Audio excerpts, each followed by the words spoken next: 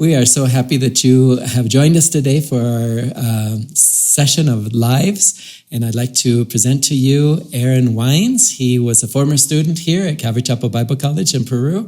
And today he's serving the Lord in Mexico. And he's here visiting us here at the Bible College to teach a class to our students. And so, Aaron, we're very, very happy to have you here. And and we would like to know a little bit about you. And I know that your father is a pastor, your grandfather as well. Mm-hmm. You have uncles and aunts all over the world serving. And we'd like to hear about those things because I know that they have set an example for you and you've dedicated your life to the service of the Lord. So can we hear a little bit about your background? Yeah. My grandpa, I think when he was 82, he told me I've been a pastor since I can remember. Mm-hmm. And I still learn something new in the Bible every week. And that was, as a young man, that was good to hear. Mm-hmm. And something my dad and my mom and my family has reinforced in me. My uncle on my dad's side is a missionary in Russia. Mm-hmm. His sister is married to a man and they're missionaries in Ecuador. He's from Ecuador. Mm-hmm. My aunt on my mom's side, she's a retired nurse and now she works with an organization doing trips into Nicaragua and Mexico, spreading the gospel there and doing different ministries, evangelistic outreaches.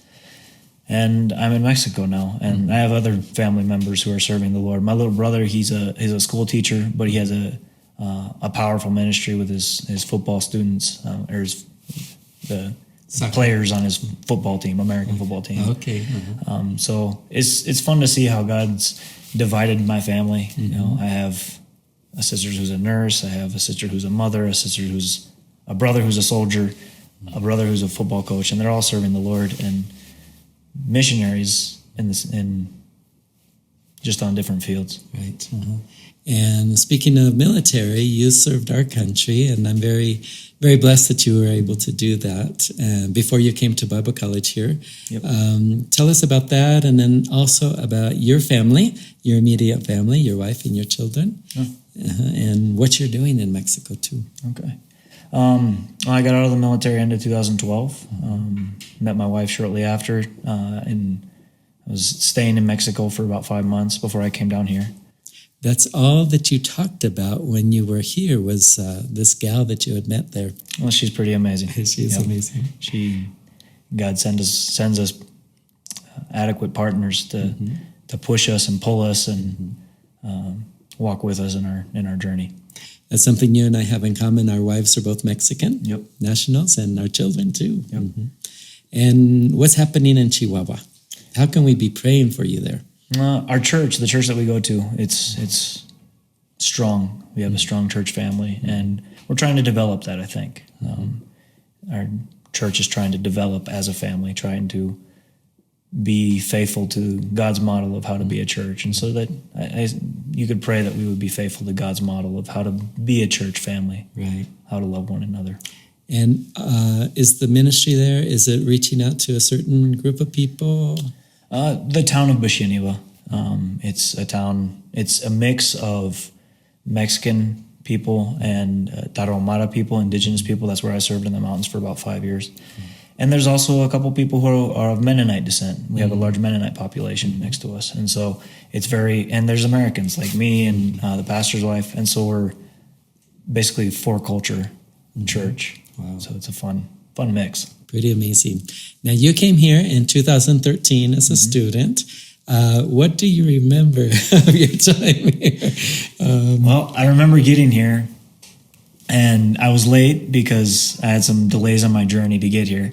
And tell us why. Tell us why you were delayed. Well, I rode my motorcycle from Texas down to here. It's a Harley-Davidson Sportster. Can you believe that? All the way from Texas to Peru in South America. Yep. It was quite a trip. A trip of a lifetime. But on the way, I stayed with a group of pastors. I stayed at a church for a while. I served with my aunt in Nicaragua.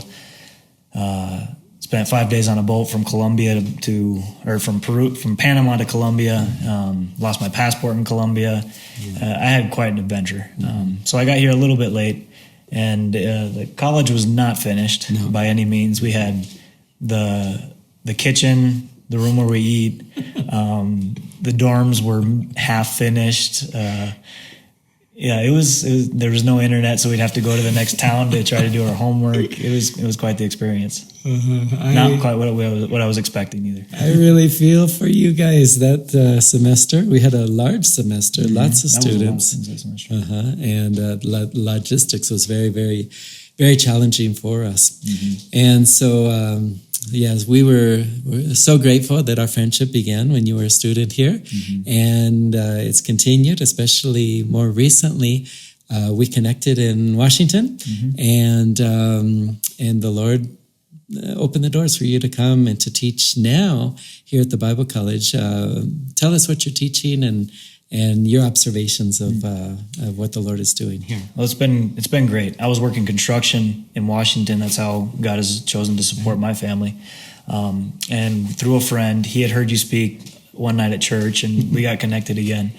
And so a few months later, here I am down in Mexico, or in Peru, teaching the book of the Gospel of Mark.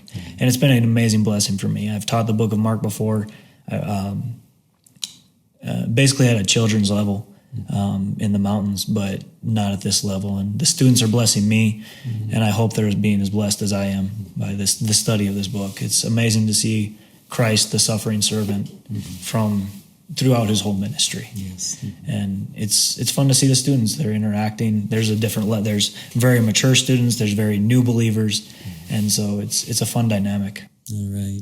Well, I know that they are blessed to have you here as a teacher. They've made many great comments. And Aaron, as the Lord leads, we would love to have you come back and continue teaching. I hope so. And so thank you for coming, and thank you for serving our country in the military.